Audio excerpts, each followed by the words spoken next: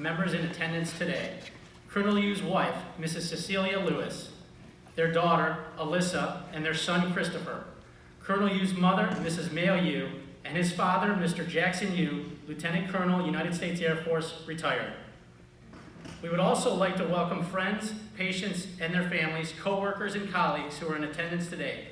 Thank you for taking the time to join us in honoring Colonel Yu. Ladies and gentlemen, the officiating officer for today's ceremony, Captain Mark Cabellia, Director, Walter Reed National Military Medical Center, will now address the occasion. Thank you, Rob. Ladies and gentlemen, thank you for joining us today. Cliff, and more importantly to your family, well done, well done. As a presiding officer, I have the distinct honor of being sort of the proud papa of a fantastic group effort here. And like all good retirements, at 5 minutes till, everything was still sort of getting organized, but at the end of it, he'll still be retired, and it'll be a wonderful ceremony. I do think we owe a round of applause to our to that rendition of the Star Spangled Banner. I mean, that was amazing.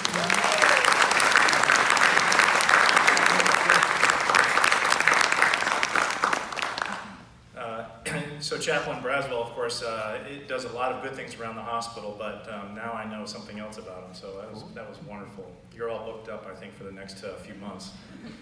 I also want a big shout out to Troop Command's color guard today. That, again, was professional, and it adds an ambiance of sincerity and tradition that I think is important for an occasion like this. So a round of applause for them, too, please.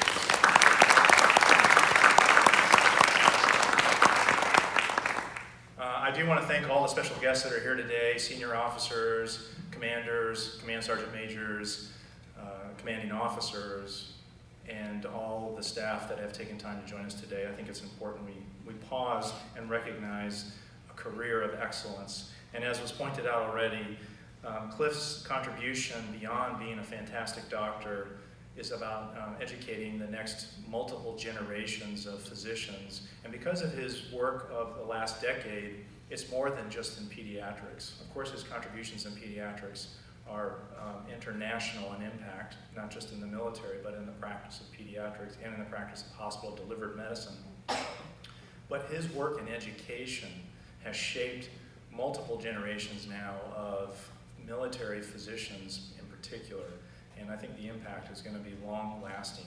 Now, sometimes these retirements are solemn affairs filled with tears because it's a definitive break, but with luck, Cliff will continue to support us and be available to us on a full-time basis, just in a different uniform.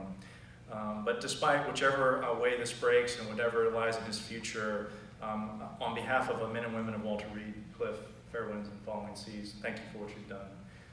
Back over to you, Master of Ceremonies. Thank you, Captain Cabellia. At this time, I would like to invite Colonel Retired Phil Rogers to say a few words about Colonel Yu.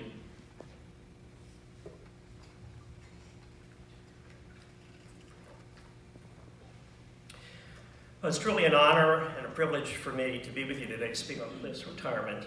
It's hard to believe it's happening. As the oldest person on the stage today, I get to talk about the early days when the young Dr. Yu first burst onto the military medical scene. That means we have to go back to 1988. Imagine, if you will, a pediatric program that was made up of luminaries such as Jim Bass, John Roselli, Bob Jarrett, Don Person, remember these names? They include Marty Weiss, Bruce Cook, and all these other exceptional pediatricians, some of them who are here today. They were equally balanced by house staff that included Kevin Kramer, who's here, Ron Preuner, Mark Thompson, Rich Antaya, and of course, Dr. Yu. Even among these talented folks, Cliff was a standout who garnered the attention of many, sometimes for worrisome purposes. My earliest meeting with Cliff occurred in Hawaii when he met our arriving family of 3 kids and 20,000 suitcases at the Honolulu airport with his Mazda Miata. Not to worry, he said, we'll make it work. And he did. I'm not sure how you did it, but knowing Cliff, he probably made 15 trips back and forth to the airport. It was so Cliff. a little absent-minded, but absolutely resolute. Cliff has never been daunted by adversity. He puts his head down and just pushes forward. As I settled into my new role as a pediatric gastroenterologist at Tripler, I became aware that the whole pediatric education team, led by Doctors Jim Bass and John Roselli, were meeting regularly to discuss this new intern who appeared to have an eating disorder. He was never observed to eat. He moved in many directions seemingly at the same time. He talked very quickly, and he was obviously losing weight. Do you remember this? No. On top of that, at the time, he weighed about 100 pounds. So it appeared that this intern was disappearing in front of our eyes. The faculty banded together and agreed that we would have Cliff to our homes to feed him so that he might survive his internship. We spoke to Cliff often about eating and the need to eat well-prepared foods. So of course Cliff took this to heart. He perfected his cooking skills and became the gourmet cook that he is today. That's how it started, Cecilia. You didn't know. You see, it's so typical of Cliff. Present him with a problem, he will continue to work it, he'll fix it, he'll work it some more and fix it some more until he's reached perfection. If you've ever had a catered meal from Cliff, you know exactly what I mean. It's true perfection. As Cliff improved his nutrition in his second and third years of pediatric residency, he defined himself for his clinical acumen, his intelligence, his can-do spirit, and his exceptional knowledge base about everything. I believe you were a docent at one of the museums in Honolulu during the time. Ask him about the Baroque music period of time, he'll tell you a lot. If you needed something done, and if you needed it to be done enthusiastically, everyone knew you would turn to Cliff. His energy and commitment to every project he undertook was boundless and without peer. When he graduated from residency in 1991, my wife, Abby, and I remember leaving on the same plane with Cliff out of Hawaii, but this time we took a cab and left Cliff alone. After that, Cliff left for Würzburg for a few years and then Fort Belvoir, where he planned to get out of the Army. I sort of lost track of Cliff for a few years until I heard from John Pierce, the chief of pediatrics at Walter Reed Army Medical Center, who remarked that there was this young pediatrician who might be a good fit for the Walter Reed Pediatric Clinic. I was so excited when I heard it was Dr. Yu. I spent the next few weeks selling Cliff on every aspect of Walter Reed. I think I was relentless, and no was not an option. But what sold Cliff on Reed was the fact that he could teach and mentor the pediatric house staff. Teaching turned out to be Cliff's passion, and he became the most celebrated mentor and role model for our pediatric residents and staff. Eventually, Cliff became the program director for the National Capital Consortium Pediatric Residency Program, and the rest is history. In my own military medical career, there are a few things I'm proud of, but convincing Cliff to stay in the medical corps was by far the best thing I ever did. There are, of course, many, many stories about Cliff, some which will follow, I suspect, in a few minutes, because there is so much material to work with. Personally, I won't belabor his continual challenges with and hostility towards technology. I think I hit a spot. His inability to acknowledge that there is an electronic calendar, and his difficulties in learning how to do ballroom dancing before he married Cecilia. Cliff's unrivaled enthusiasm, naivete, and good-natured humor invite so many stories, and some of them are even true. But I think rather than tell additional tales, I thought particularly since it's June, which is graduation month, and with Alyssa just graduating from high school, I would end as if we were at commencement, receiving the charge for how to achieve success in the future. To that end, all that is needed is to highlight Cliff's values, his work ethic, and his commitment as the roadmap forward.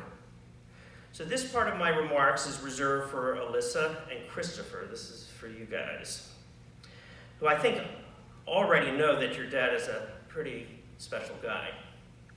But above and beyond how you know your dad, you should realize how special he has been to all of us. Over his military career, your dad has taught a generation of pediatricians and others the value of hard work, the importance of commitment to what is important, and just plain decency.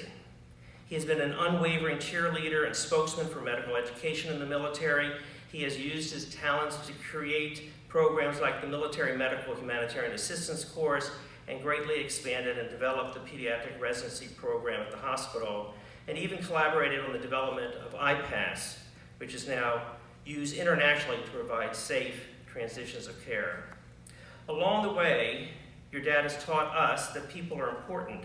He has never failed to spend time and extend kindness to those who need support. The goodness of Cliff, your dad, has always shown through even the most stressful of situations. Above all, your dad is humble. He's a self-effacing person. His motto has always been lead by example and others will follow. So in short, Melissa and Christopher, your dad is an amazing guy, a man of character, of principle, and of wisdom who we will greatly miss. If you follow his guide, you will never go wrong. Cliff, as you prepare to start the next chapter in your life, you leave us richer and more empowered to take on new challenges. And there's no doubt that in your next adventure, you will continue to do great things and inspire others. For all of us, Cliff, you have been a role model, a leader, and a superb teacher. I know that today, your mentor-in-chief, Jim Bass, is looking down with great deal of pride and satisfaction on all that you've accomplished. Congratulations on a job well done.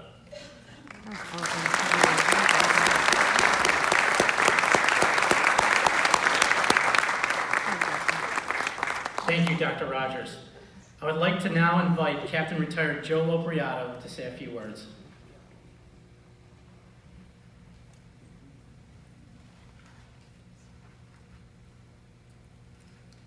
Well, thank you, and good afternoon, everyone. Captain Kabilia, family, friends, distinguished guests, colleagues, it's my pleasure and honor, really, to be invited to speak at Cliff Hughes' retirement ceremony.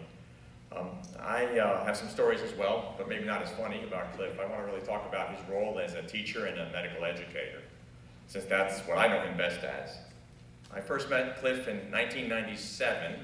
I had just come back from fellowship in Texas in academic pediatrics and was assigned to this facility, then known as the National Naval Medical Center, to run the pediatric clinic here. And I met Cliff, who I believe at that time was a major, a couple of years out of retirement, a couple of years out of residency. So here I was in 05 meeting a major, and immediately I was struck about how young he looked, and but really how much passion he had for learning. He had a curious mind and a keen sense of dedication to the mission, in this case the mission of medical education, the mission of training the next generation of pediatricians and learners. And it didn't hurt that he was an easygoing Californian, so quick with a smile and a handshake and a hug.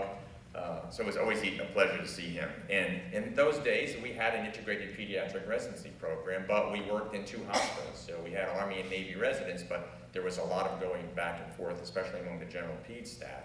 So I had a chance to go over to Walter Reed Classic on Georgia Avenue. He had a chance to come over here to NNMC, and we saw each other frequently.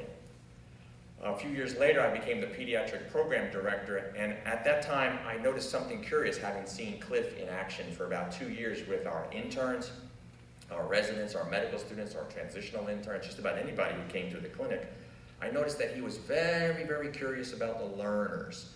Now, we have a lot of great clinical staff, and we have a lot of great teachers here in this command, but if you look closely, Cliff clearly was caring about the learner. He thought the learner was there not only to be taught by example and gain in knowledge, but he was there to help the learner, no matter what the learner needed. He found out what the gap was, tried to fill it, and helped every learner he came in contact with succeed. He really loved the learner. To me, that was different. And I think he also wanted to make changes. We would sit in his office, which was a tiny windowless place in the pediatric clinic, close the door, and we just go on for hours and hours about this curriculum and that curriculum, and what can we do to make this place better, and how do we get the residents smarter, brighter, more motivated, whatever we needed to do, he would talk about it. And he would often have great ideas that later on became incorporated into our pediatric training program. I remember at one point, some of his ideas about continuity clinic were kind of radical for the time, but we introduced them and they're still successful to this day. But that wasn't enough for Cliff. Not only did he care about the learner and care about teaching, but he recognized early on another characteristic of Cliff, that if he wanted to be a great medical educator, he had to go to school. As you know, our famous line between the two of us is none of us who are medical educators here would have the credentials to teach in Montgomery County kindergarten class. You know that. Because none of us went to teacher school. We just try to do the best we can with the skills we have. But Cliff said, no, I want to go back to school. So he did. He went to Stanford University's faculty development course, went out there, spent several weeks at the feet of master medical educators, learned the tricks of the trade, the principles and practices of medical education, and then came back to our consortium, our residency program, as one of only 3 Stanford faculty development trained instructors, and who subsequently trained generations of other instructors about how to be a better teacher. What a great role model and example for all of us. He came to know and manage an educational environment when, after a few years, I stepped down as program director. There was no doubt in my mind who would be the next program director and who was eminently qualified to do this job, and that was Cliff. We had a joint program, we still do. We had 33 residents, one of the largest pediatric residency training programs in the entire military healthcare system, and Cliff was at the helm. He continued to seek out how to become a better teacher through working with peers and mentors, and joining the Association of Pediatric Program Directors, and in fact leading their faculty development special interest group. He sought out help at USIS from other educators, continuously wanting to refine his craft of being a good teacher and clinician. Really, in my mind, there was really only one choice for program director, and that was Cliff. And I'm glad, because for the next 8 years to 9 years as program director, the program flourished under his leadership. And for that, we will always be grateful. In fact, he was so excited about teaching, he began thinking about how can I teach faculty even more about how to develop themselves. And so he joined the USU Faculty Development Roadshow, we called it, where we went from military hospital, just trying to get junior faculty promoted to mid-level and senior faculty and help them in their development as teachers. Along the way, he went from student of learning to teacher of learning with the Association of Pediatric Program Directors, then becoming a program director himself, then now director of medical education in the largest healthcare simulation graduate medical education program in the military healthcare system.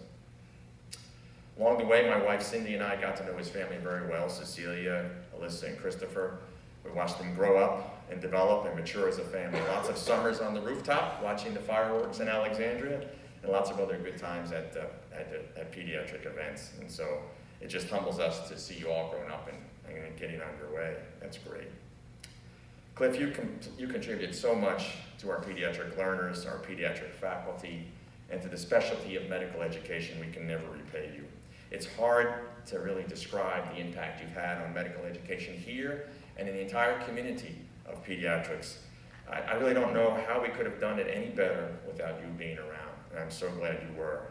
You were a key player in the success not only of the pediatric department, but the entire GME enterprise here at Walter Reed National Military Medical Center.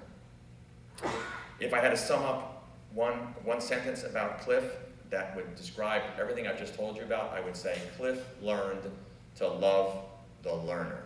And loving the learner, Cliff, is a gift that you'll have, and I hope it's a gift that you can pass on to many more generations of teachers. So with that, Cliff, I'll render you the traditional Navy Bravo Zulu. That's good job, and fair winds and following seas in your retirement. Thank you very much.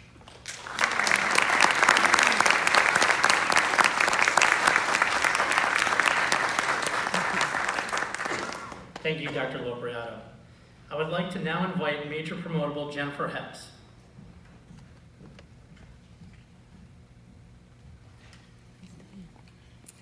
Thank you. Good afternoon.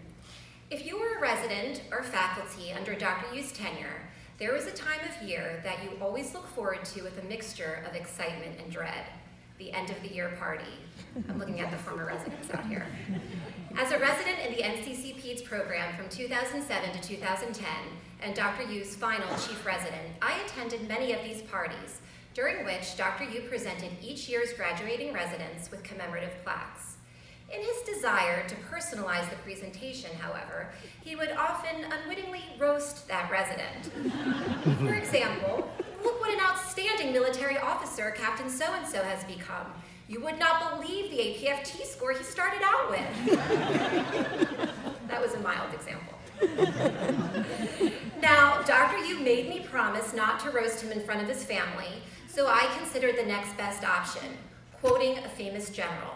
If I learned anything from ILE last summer, it's that the Army loves a good Clausewitz quote. But to convey the breadth of what Dr. Yu taught me, I went with a more fitting genius. Many of you may not know that Dr. Yu studied English literature as an undergraduate at Berkeley. You would not know this trivia unless you have ever written a journal article with Dr. Yu, or even submitted residency award write-ups and had them returned, completely marked up with grammar and spelling corrections. So, in the spirit of English literature, I chose some Shakespeare quotes that capture what Dr. Yu has meant to me and so many other trainees. Be not afraid of greatness. Some are born great, some achieve greatness, and some have greatness thrust upon them. Malvolio, 12th Night. At this culmination of his military career, I think we can all agree that Dr. Yu has achieved professional greatness. A brilliant and dedicated educator, he has won numerous local and national teaching awards. As his resident, I benefited from countless lectures and small group sessions on topics ranging from bread and butter pediatrics to one of the first residence's teachers' curricula. Dr. Yu has also held leadership positions in key pediatrics organizations like the APPD. As chief resident and faculty, I had the opportunity to join him at their conferences and appreciate firsthand the level of national recognition that he has achieved. He would typically arrive about 10 to 15 minutes late and immediately be surrounded by the APPD VIPs and acolytes, all clamoring for his attention and insight. Dr. Yu's brilliance as a medical educator and rock star status in the national pediatrics community stands in some contrast with one of his charming idiosyncrasies. By his own admission, he is a technological Luddite. I am going to go there. I suspect that many of you in the audience, Christopher and Alyssa especially, have your own stories about helping Dr. Yu with his electronic gadgets. For me, I vividly remember the first time Dr. Yu paged me to his office as chief resident. My heart pounded, my palms began to sweat. I was about to receive my first important mission as chief resident. I entered, and Dr. Yu was perched anxiously over his computer. He looked up plaintively. I can't find the backslash key. That's a true story.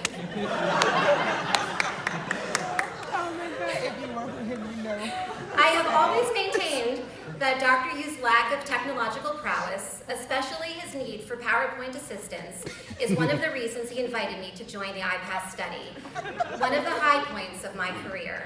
For those of you not familiar, probably a few of you in this room, IPASS is a multi-center research collaborative focused on improving patient safety by improving transitions of care and interdisciplinary bedside rounds. Our involvement with IPASS has produced over a dozen national workshops, presentations, and publications, including our seminal New England Journal of Medicine article. You see, Dr. Yu not only achieved personal greatness for himself, he also worked tirelessly to ensure greatness for those around him.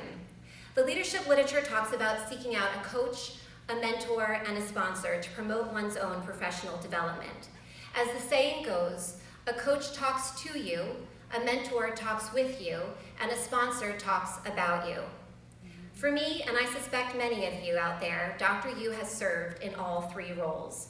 He helped us navigate the worlds of academic and military medicine, and he championed our work with other senior leaders. When I was a mildly disgruntled intern bent on getting out after my HPSP payback, Dr. Yu warned me that opportunities to excel would come along, as they did for him, and draw me back in. Because of his guiding influence, he was right. We know what we are, but not what we may be. Ophelia, Hamlet. As program director, Dr. Yu faithfully attended every morning report.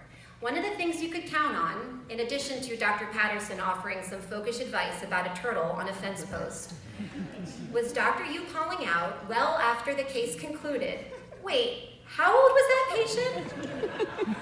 But while Dr. Yu, a consummate multitasker, may have lacked in some attention to detail for morning report presentations, he never forgot a detail about the professional or personal lives of those with whom he worked. Even before resident wellness became a hot topic, Dr. Yu ensured that his pediatric trainees found work-life balance and opportunities to decompress. The Army, Navy, Air Force flag football game at his house, the hail and farewell picnic water fight, and the road attack activities were highlights of his tenure.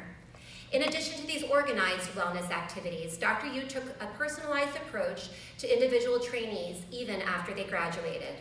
Referencing his first tour in Afghanistan, one 2005 graduate wrote, "I had just arrived a few hours prior at Bagram Airfield and was walking down Disney Road when I ran into Dr. Yu. It was so good to see a friendly and familiar face. True to his nature, he took the time to take me over to the hospital and show me around the base." In the age of social media and constant texting, Dr. Yu still insists on personal connection, having a phone call or a face-to-face meeting to check in. And that's not just because he can't figure out how to text on his BlackBerry. It's because it really does matter to him. I did discover, however, that Dr. Yu does indeed have a Facebook account. When I brought it to his attention, he admitted that his friend created a profile for him as a joke. It's still active, by the way. I checked last night, and you have 11 friends.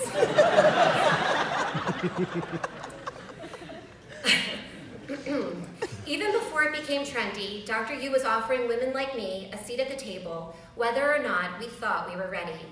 Dr. Yu was reassuring us that we could build our families and our careers at the same time.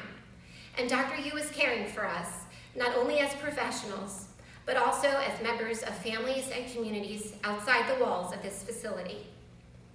I will never forget how, after a faculty event at his house, sorry, I know you said no crying, Dr. Yu gave my husband a place to stay after our car broke down, and Alan suffered from an episode of low blood sugar. That act of kindness, kindness without judgment or expectation, truly epitomizes Dr. Yu. All the world's a stage, and all the men and women merely players. They have their exits and entrances, and one man in his time plays many parts. Jacques, as you like it. It's hard to imagine graduate medical education in the NCC without Dr. Yu at the helm. It is hard for me to envision my own career without Dr. Yu's faithful mentorship. I have seen many different kinds of leaders during my military career thus far, but the leader I want to be like is one like you. A leader who fosters the professional development of his subordinates, a leader who nurtures the personal well-being of his team members and their families, and a leader with the moral courage to do what's right, even when no one is watching.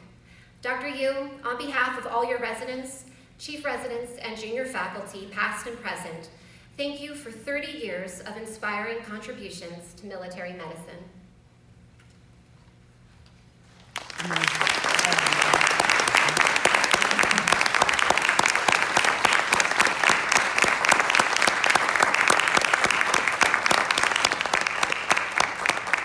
Thank you, Major Epps. I would like now to invite Captain Cabellia to join Colonel Yu at center stage. Captain Cabellia will now deliver the citations and awards to be presented to Colonel Yu. Please rise as Captain Cabellia presents the Defense Meritorious Service Medal to Colonel Yu. Attention to orders.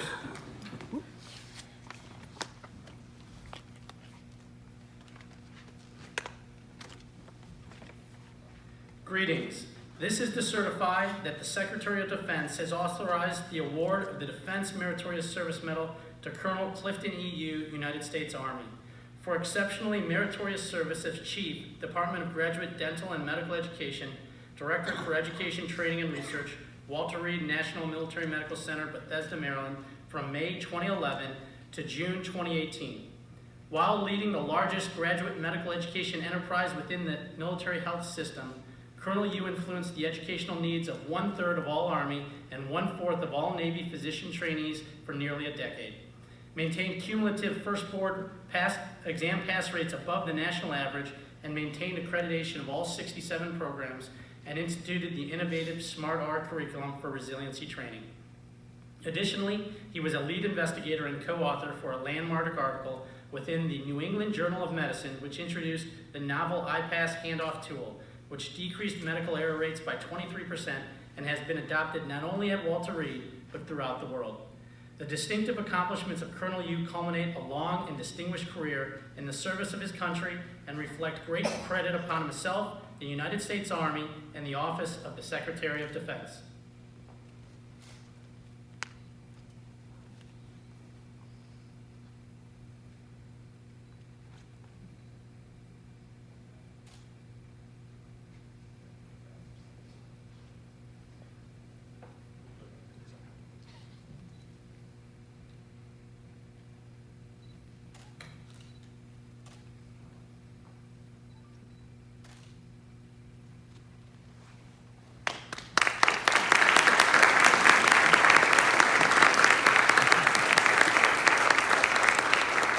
You may all be seated. At this point, Captain Cabelli will now present certificates of retirement and appreciation to Colonel Yu, honoring his 30 years of active duty service to the nation. First is a certificate of appreciation from the President of the United States for his service in the Armed Forces of the United States of America. The certificate reads, "I extend to you my personal thanks and the sincere appreciation of your grateful nation for your contribution of honorable service to our country. You have helped maintain the security of the nation during a critical time in its history with a devotion to duty and a spirit of sacrifice in keeping with the proud traditions of the military service. I trust that in the coming years you will maintain an active interest in the armed forces and the purpose for which you served. Those who follow in your footsteps will draw inspiration from your commitment, dedication, and sacrifices made to ensure the protection of our American freedoms. My best wishes to you for your happiness and success in the future. Signed, Donald J. Trump, Commander-in-Chief."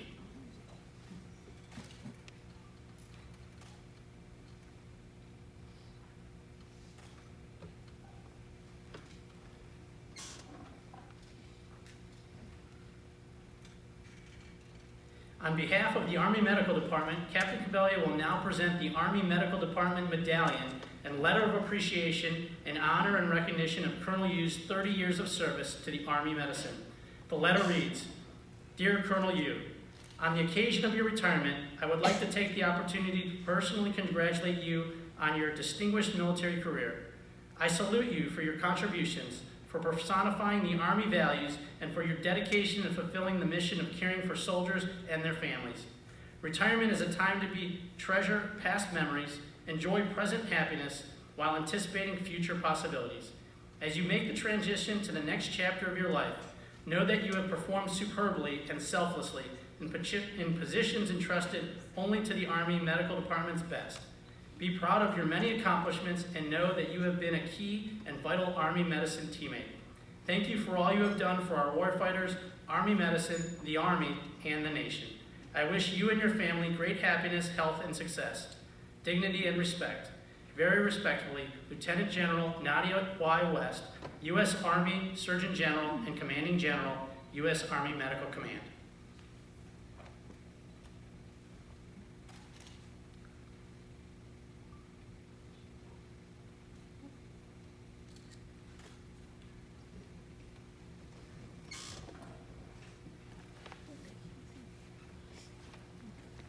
Captain Cabelli will present the certificate of nomination to the Army Medical Regiment on behalf of the Army Surgeon General.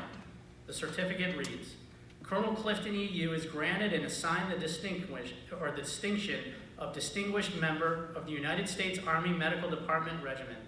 This appointment recognizes contributions to regimental continuity, tradition, and esprit de corps.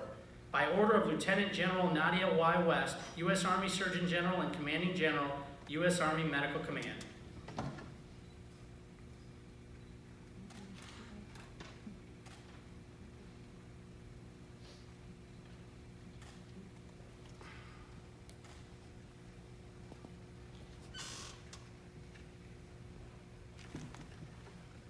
Master Sergeant Jerry Crouch, our NCOIC, will now present a shadow box and a paddle on behalf of the Directorate for Education, Training, and Research.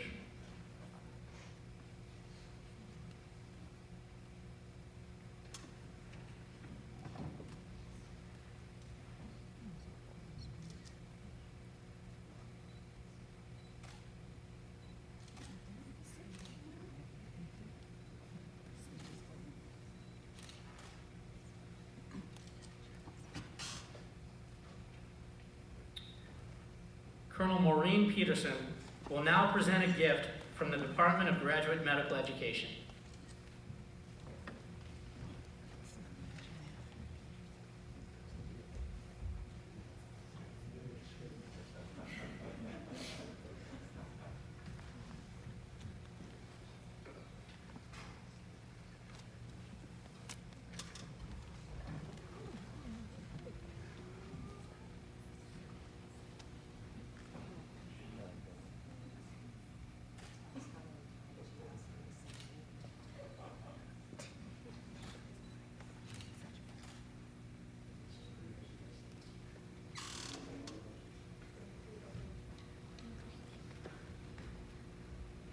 At this time, we would like to recognize Colonel Yu's family, Miss Cecilia Lewis, and their children, Alyssa and Christopher Yu.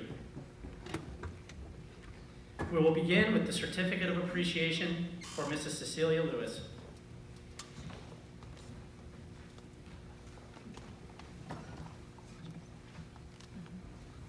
From the Department of the Army, a Certificate of Appreciation to all who shall see these presents greetings. This is to certify that Mrs. Cecilia Lewis, on the occasion of the retirement of your husband from the United States Army, has earned the grateful appreciation for your own unselfish, faithful, and devoted service. Your unfailing support and understanding helped to make possible his lasting contribution to the nation.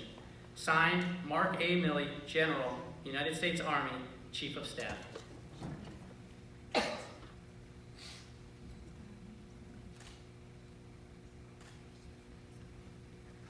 In addition, we would like to present Mrs. Lewis with a certificate for her own induction into the Army Medical Regiment.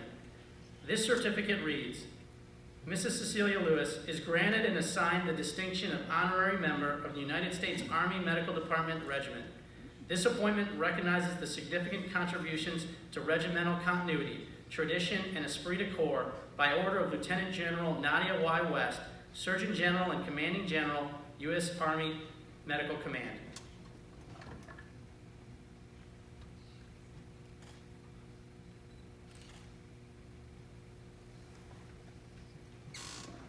Colonel Yu will now make a personal presentation to his wife.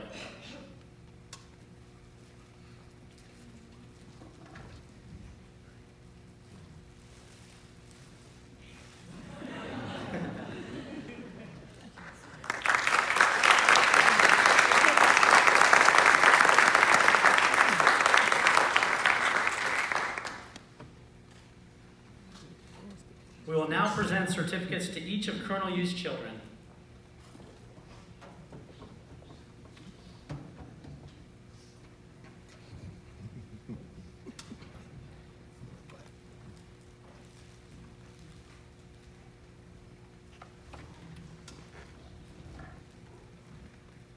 Certificates of Appreciation from the United States Army. To all who shall see these presents, greetings. This is to certify that Alyssa Malon has earned the grateful appreciation of all who serve for your steadfast support and understanding during your father's lasting contribution to the nation, given this 13th day of June, 2018. To all who shall see these presents, greetings. This is to certify that Christopher Jackson Yu has earned the grateful appreciation of all who serve for your steadfast support and understanding during your father's lasting contribution to the nation, given this 13th day of June, 2018.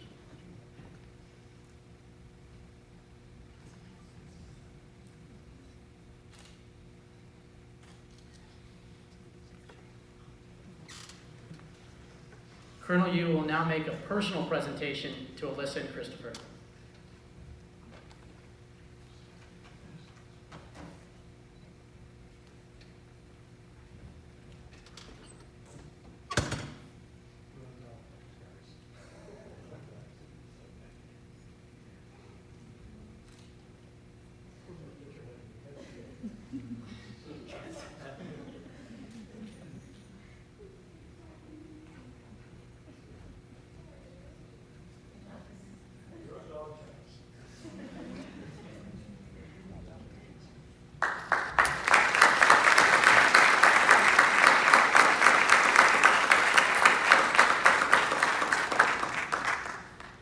Thank you to the Yu family. Maybe now go down. Yeah.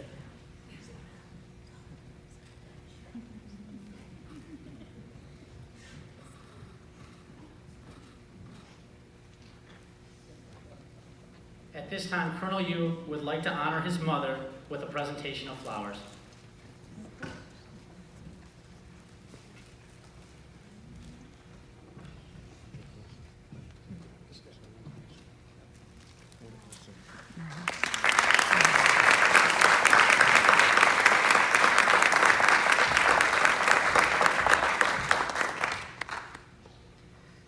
Ladies and gentlemen, please stand as Captain Cabellia will now retire Colonel Yu.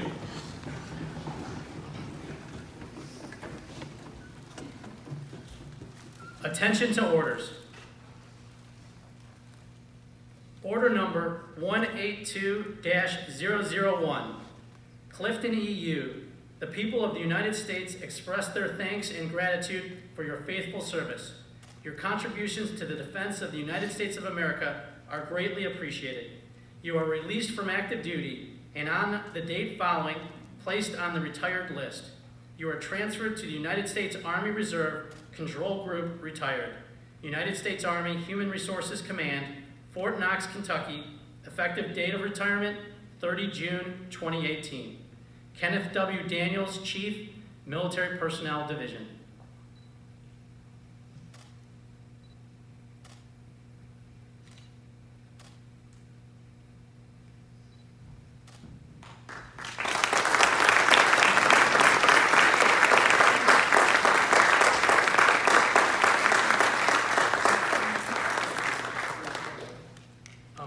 At this point, yes, you can uncover, sir. Yep, you have the floor. Yep. You can all be seated. You lose a lot of weight in this job. Sit up. All right. Well, thank you so much, really, Captain Cabellia. And turn my notes around here. Colonel Dickerson, Command Sergeant Major Zach, distinguished guests, colleagues, family, and friends. That was quite a tribute. I'm going to have to hire you guys out as my PR team, or at least do my funeral if you're out. It's really quite amazing. Now, some of you may know, I actually didn't decide that I would put in retirement papers until about a couple and a half months ago. My initial plan is I had 30 years and I still wanted to keep on going. I wanted to do this at least for one more year. I felt that there was some unfinished business that I needed to take care of. But a lot of that business got taken care of. And as I stuck around a little bit, and I realized there's a lot of people at the institution who need to have the opportunity to lead and to do some of the great things that I've been able to do in my career. And I really realized it was time for me to move on, and I knew the time was right. And so I didn't really have a lot of time to plan a lot of this stuff, and frankly, when I thought about retiring, my thoughts were I'm just going to quietly leave this place, just like I quietly came on active duty, and I was quietly sworn in as a second lieutenant back in Boston, Massachusetts in 1984 when I took the oath, and it was just me and the recruiting officer, and that was it. But some folks who are a lot wiser than I am reminded me that retirement and retirement ceremonies really not about me or the officer. It's really about all of the folks that I've had the opportunity to serve with over the years and to recognize those folks. And so that's what I'm going to do. I'm going to try to thank not everybody in this entire audience, but I think you all have served with me. So if I don't mention your names individually, I think you all know that I truly appreciate your being here and serving alongside with me. Now, first of course, I have to thank my wife, Cecilia. And she is my Rock of Gibraltar. She's the one who's there every single day, listening to all the trials and tribulations that are going on at work. And over the past few years, we have a special time, and I don't know if the kids really know about this, but we kind of get up really early on a Saturday morning, like around 5 o'clock, and we spend 2 or 3 hours just talking to each other, debriefing what's really been going on in our lives, in our family, in our careers, in our workspace. And during that time, she's just the greatest coach, the greatest mentor, the greatest advice giver, the greatest therapist, and it's really kept me going. And, she's such a driven person herself, and I just have to look to her to get that inspiration. And so I'm still standing here today in uniform. I won't be in this uniform very much longer, but really it is a tribute to her that I've done a lot of the great things that were talked about in the past few years. So thank you, Cecilia, for all of that and for our continued Saturday morning timeouts. Now, of course, I have to acknowledge the love of our lives, which are our kids, Alyssa and Christopher. And to tell you the truth, the bigger celebration than this happened on Friday as she graduated from high school. And so Alyssa's graduated from high school, and now she's decided she wants to go to school at the University of California at San Diego. Now, this brought back all kinds of memories when I was program director, and I was associate program director, and Joe remembers these days, and Jen does too. We would try and recruit all of these young Navy interns to our program, and we always had to compete against San Diego. And no matter what I said about all the great resources here at Walter Reed, a great place it was to work and live, all they had to say was, we got 300 days of sunshine here in San Diego. We have the beach. And when I went out there and folks are sipping, espresso out on the terrace there at the hospital, I realized it was a losing battle oftentimes. So I gotta say, Alyssa decided not to stay local. And just like all of those interns who decided to go to San Diego, she's heading out that way as well. Now, I gotta remind you, even though where the campus is, I think it's like 5 minutes away from the beach in La Jolla, UC San Diego has a wonderful library as well. And I think you get to learn a lot about that library and spend some time there too, in addition to the beach. So, congratulations, Alyssa. And of course, there's my son, Christopher, who is a constant source of inspiration and optimism for me. Now, some of you may know, he has overcome a lot of adversity. Actually, it was almost 6 years ago now that he was diagnosed with aplastic anemia, and he got most of his care actually right here at Walter Reed National Military Medical Center. And the only part that he didn't get was his actual bone marrow transplant, which was done at Children's National Medical Center. And he's continued to get all his follow-on care here. Now, when I talk about adversity and overcoming that, I'm really not referring to the fact that he had aplastic anemia and continues to be treated. I'm really referring to the fact that he was born in the Washington, D.C. area, actually here at this hospital. And he happens to be a Washington Redskins fan. And he's a guy that week after week during the NFL season, no matter how badly they're losing, there's always next week. There's always next year. Good job. Same goes for the Washington Wizards or the Washington Nationals. And he never was that big of a hockey fan, but all of a sudden last week he became a big hockey fan, and him and his buddies made it downtown to celebrate the Stanley Cup.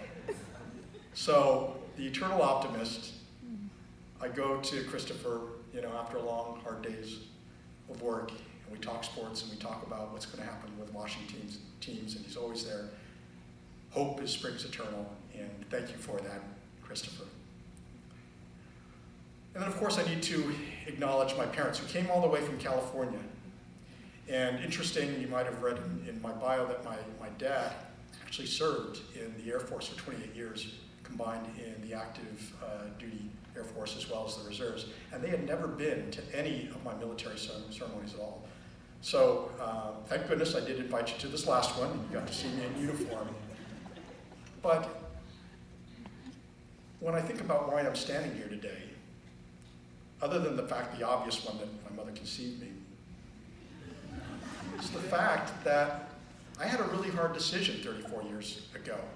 Now, some again read my bio, I went to Berkeley and, kind of on the left coast over there, and I had hair that was a little longer than it is right now, and I was an English major and all that good stuff.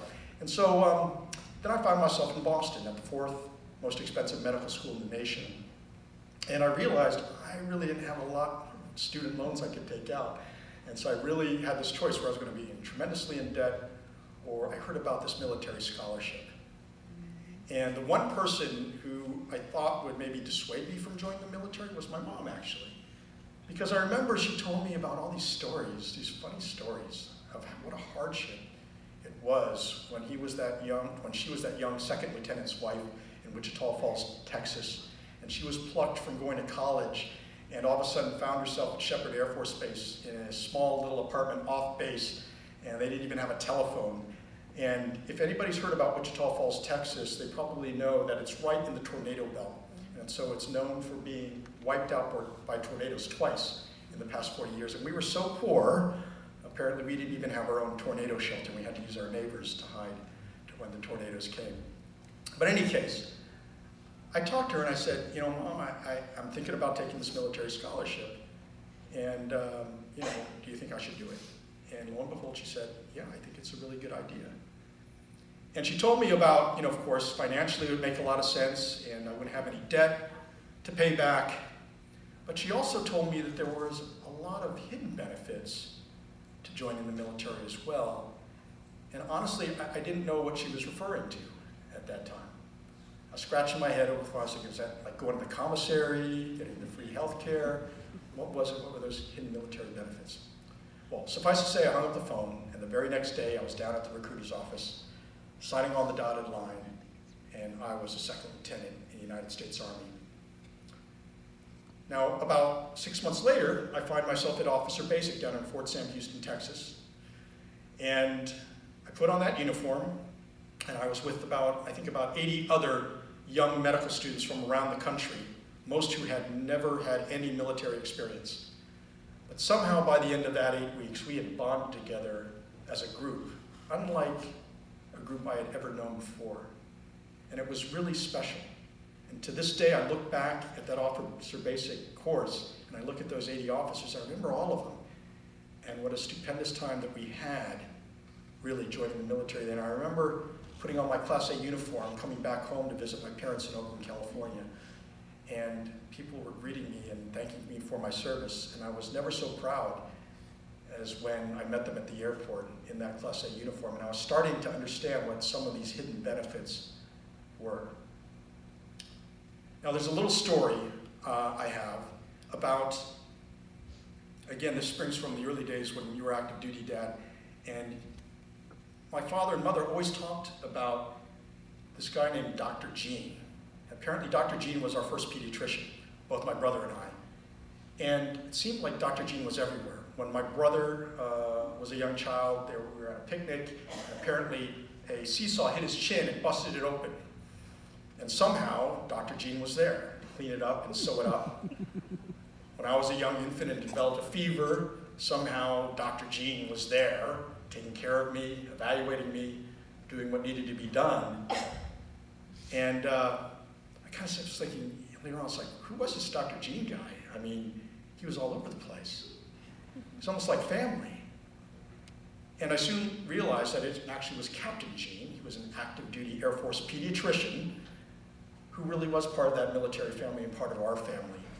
And not just my family, but he was the pediatrician for a lot of those families all around Shepherd Air Force Base. And so 30 plus years later, I get a phone call. I'm working at the Walter Reed Army Medical Center back in Georgia Avenue.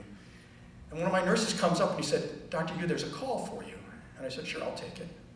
And on the other line was a guy who said, hi, my name's Chester Gene. I said, oh, Chester Gene, Well, I got your name, he said, from my father, who recently got a Christmas newsletter from your father saying that you're actually an active duty pediatrician in the Army, and I'm thinking of joining the Army and taking the HPSB scholarship, and he thought you would be a good person to talk to about it.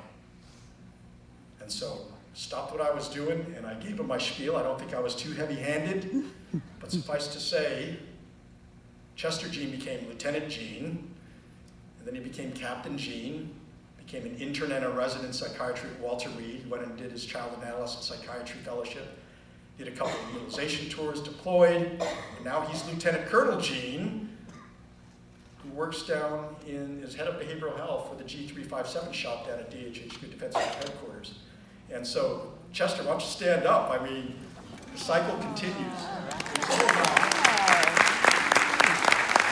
all about paying it back and realizing, those hidden benefits that I felt. I wanted to tell him about those hidden benefits. And I know, Chester, that you're way past your initial active duty service obligation. so that I imagine you must have also found those hidden benefits as well. Now, I have one last story. I know a lot of you out there know that I tend to be a little long-winded sometimes, but this is the last story, I promise. This goes back to my first utilization tour as a general pediatrician back in 1991. Showed up in Würzburg, Germany, and I needed the help of a lot of great NCOs, and there were two young NCOs. They were a couple who happened to be there. Staff Sergeant Myrtle Harris and her husband Ronnie, Sergeant First Class Harris.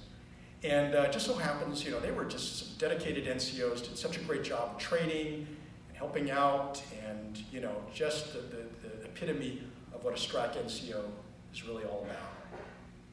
And they decided to have a child. And I remember they said, hey, would you be our pediatrician? They had two children. But I remember specifically RJ, and RJ was an infant in Würzburg, and I was able to take care of him during those first couple of years. And then, of course, we PCS'd, and as is often the case in the military, our paths cross again. A few years later, I met Walter Reed Army Medical Center, and they're stationed there too. And I get to take care of little RJ again. Now, RJ started coming in, and he had breathing difficulty occasionally. He was getting colds and coughs and whatnot.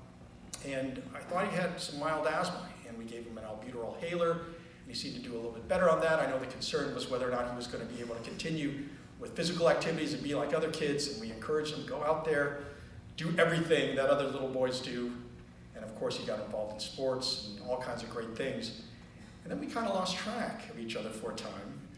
And 2.5 years later, I find myself as an inpatient on the surgical ward from a complicated appendicitis. And as I'm walking down the hallway with my little IV pole, I hear this voice calling, "It's Dr. Yu." And I turn around, and there's Staff Sergeant Retired Harris and Sergeant First Class Harris saying, "Dr. Yu, what are you doing here?" And of course I couldn't respond because I had an NG tube down my throat. I could not, I was in pain, but I didn't need to talk, okay? They actually did all the talking. They told me what happened to RJ. They told me that RJ actually went to college, he played football, and he actually made the team called the New Orleans Saints as a wide receiver. Oh, wow. And was taking passes from Drew Brees. And I was dumbfounded. Here was this little boy, I recall, who had all the potential in the world, but we were worried about asthma holding him back. And through his strength and determination and hard work and the great parenting skills and whatnot, he just really rose to that level. And I know RJ would have wanted to be here if he could today, but he actually plays for the CFL now and is in spring training. But what I did was I immediately went back after you told me, how RJ was doing, and I Googled RJ Harris. And I was looking at the scouting reports, and there were all these descriptions of RJ. Apparently he wasn't the biggest wide receiver, he wasn't the fastest wide receiver, but he was the most determined, he was the one who stayed at workouts to the end, he was dedicated, a team player like no other. And I thought about that, and it just started to resonate. Of course RJ turned out to be that way. He was the son of two Army NCOs. And it really reminded me a lot of those Army values that I learned about so long ago. Duty, honor, selfless service, personal courage. I mean, all of those, he fit them to the T. And it doesn't matter if you're in the Navy or the Air Force, if you look at those words in our core values, they all kind of blend together. And so even though I know he's not in the military yet, maybe after his football career, he really was what it was all about. And all of you, whether you're wearing the uniform out there or in your civilian clothes, you know what those military values are all about because you live them and practice them every day here at Walter Reed and in the wider military healthcare community. And that really was the hidden benefit for me over these 30 years to work with such a group of dedicated individuals, both in uniform and out, who live those military values every day. So I want to close by just thanking a few people individually, or groups of people.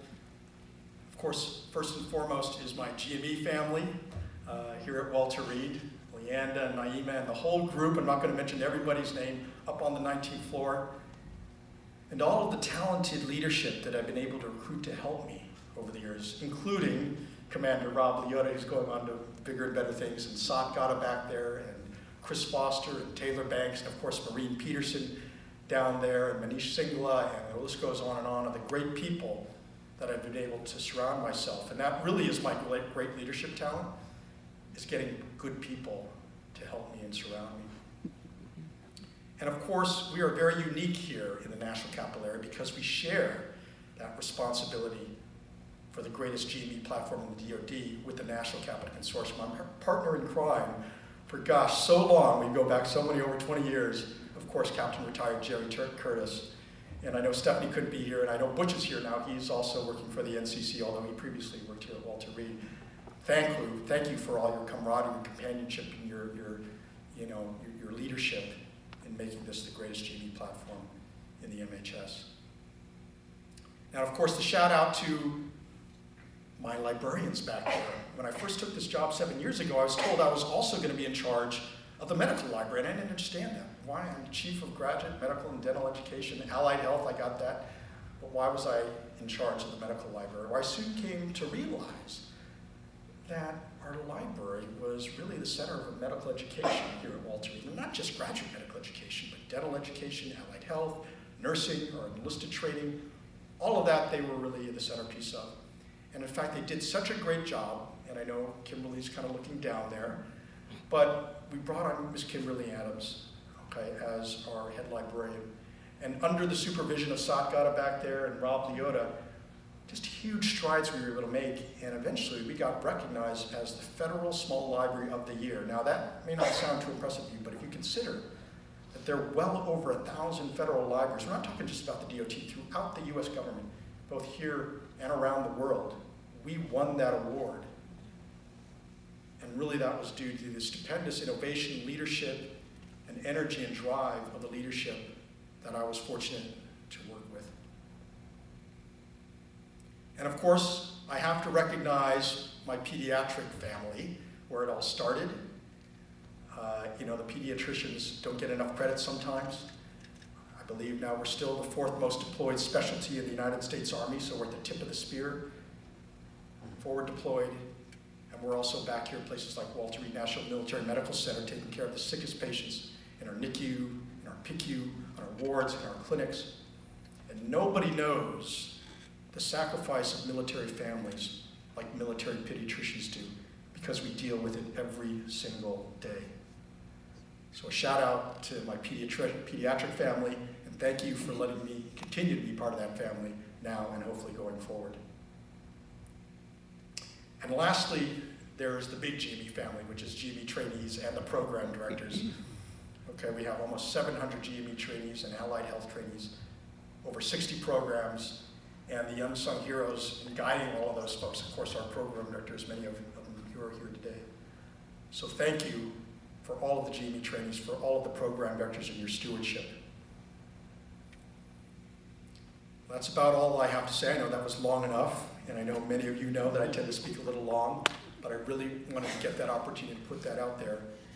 And I'll just say in closing that it truly has been my privilege to serve alongside all of you these past 30 years. It's been my privilege to be a pediatrician in the Army. It's been my privilege to be a teacher. It's been my privilege to be a leader. And it's absolutely been a privilege to be a soldier. Thank you all for being a part of it.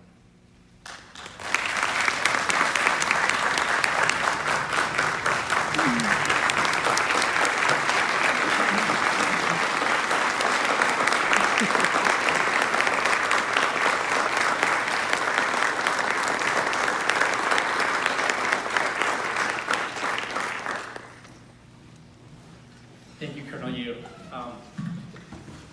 It is so classic, Dr. Yu, too, just the way you gave that speech, because, and this is a little off script for me, but just hearing that, the way you delivered that, and it was all about everyone else. And I just remember the first time I got to work for you, and Sat Gata said to me, I said, well, what's the best part of this job? And he said, you get to work for Colonel Yu. And it's class, it's that, taking care of everyone else. So thank you.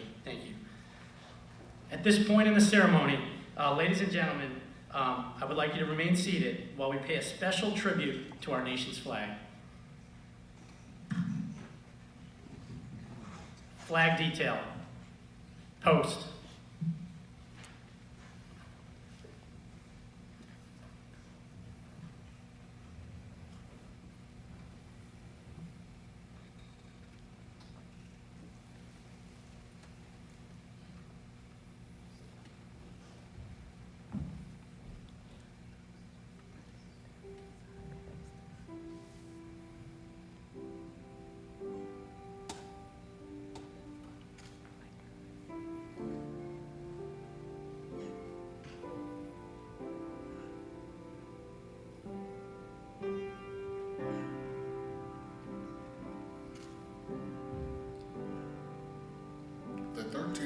voting ceremony represents the same religious principles on which our country was originally founded.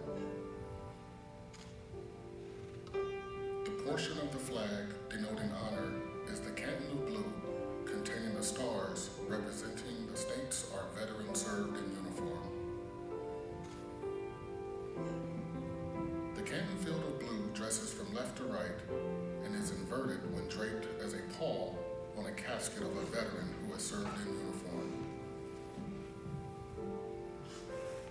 In the Armed Forces of the United States, at the ceremony of retreat, the flag is lowered, folded in a triangle fold, and kept under watch throughout the night as a tribute to our nation's honored dead. The next morning, it is brought up and at the ceremony of reveille, run aloft as a symbol of our belief in the resurrection of the body. The first fold of our flag is a symbol of life.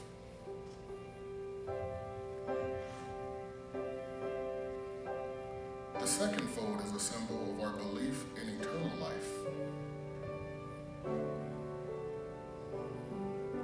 The third fold is made in honor and remembrance of the veterans departing our ranks who gave a portion of their lives for the defense of our country to attain peace throughout the world. The fourth fold represents our weaker nature, for as American citizens trusting in God, it is to Him we turn in times of peace, as well in time of war, for His divine guidance. The fifth fold is a tribute to our country, for in the words of Stephen Decatur, our country, in dealing with other countries, may she always be right, but it is still our country, right or wrong. The sixth fold is for where our hearts lie. It is with our heart that we pledge allegiance to the flag of the United States of America and to the republic for which it stands, one nation, under God, indivisible, with liberty and justice for all. The seventh fold is a tribute to our armed forces, for it is through the armed forces that we protect our country and our flag against all her enemies, whether they be found within or without the boundaries of our republic. The eighth fold is a tribute to the one who entered into the valley of the shadow of death, that we might see the light of day. The ninth fold is a tribute to womanhood and for mothers, for it has been through their faith, their love, loyalty, and devotion that the character of men and women have made this country great. The 10th fold is a tribute to the Father, for He too has given His sons and daughters for defense of our country since they were first born. The 11th fold represents the lower portion of the seal of King David and King Solomon, and glorifies in Hebrew eyes the God of Abraham, Isaac, and Jacob. The 12th fold represents an emblem of eternity and glorify in the Christian's eyes God the Father, the Son, and the Holy Spirit. The 13th fold, or when the flag is completely folded, the stars are uppermost reminding us of our nation's motto, "In God we trust."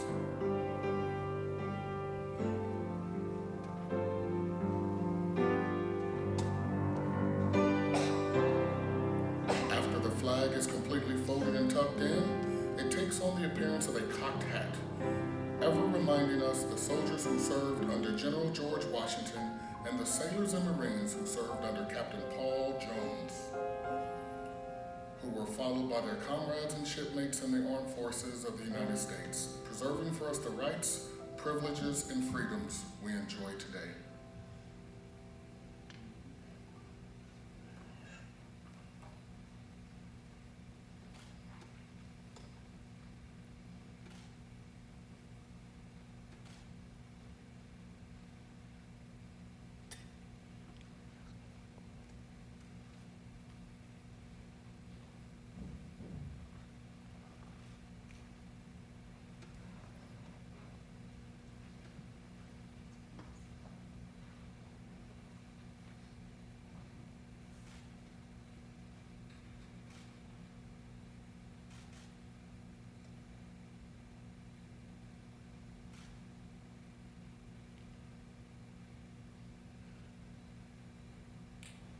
Colonel Yu will now present the flag to his father, retired Lieutenant Colonel Jackson Yu.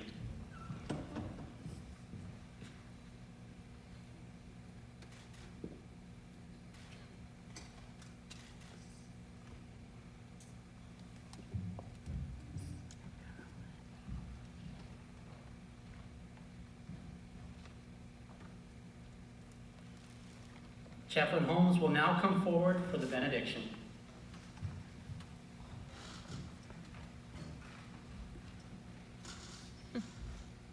Let us pray.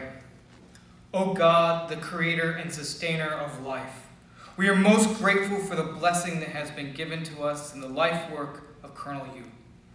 We are thankful for the passion and courage that he has inspired in others and the legacy he has left behind, one of education, publication, and a deep heart to strengthen the ties between the military branches that have come to live side by side in what we now call the home of military medicine, Walter Reed National Military Medical Center. Now, to do this, we recognize he has not stood alone.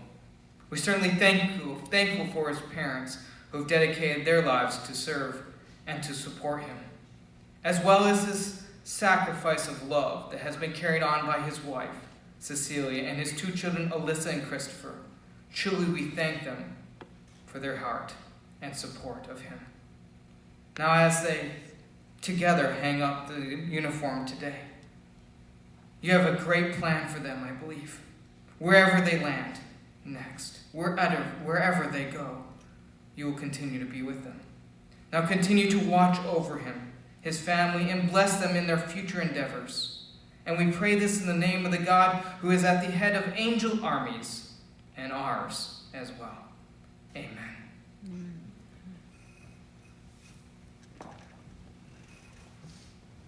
The men and women of the United States Army, Air Force, and Navy are proud to have served with Colonel Clifton Yu and assure him that he will always be a valuable member of the United States Army. We wish him and his family every success in their future endeavors. We invite everyone to join us in congratulating them following the ceremony. Traditionally, the formation call retreat signals the end of the official day. Today, it is played symbolically as a tribute to Colonel Yu upon the end of his active duty service to our Army and to our nation. Side boys, post. Center, base!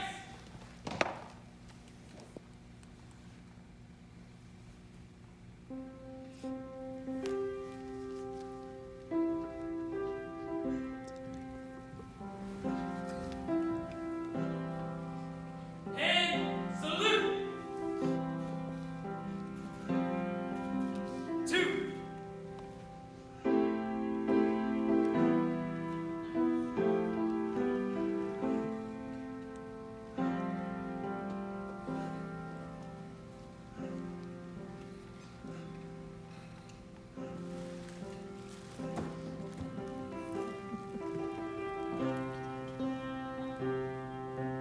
And salute!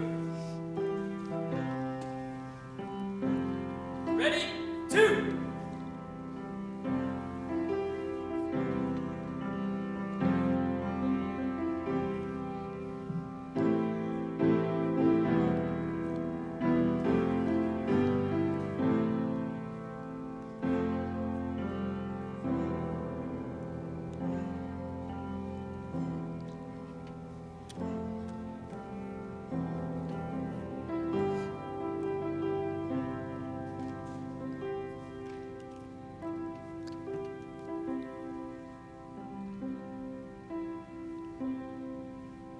Ready?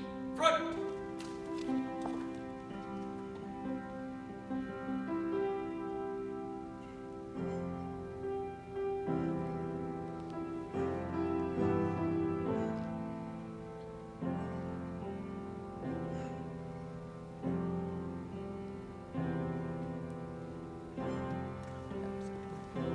Ladies and gentlemen, please stand for the singing of the Army song and the exit of the official party. This concludes today's ceremony.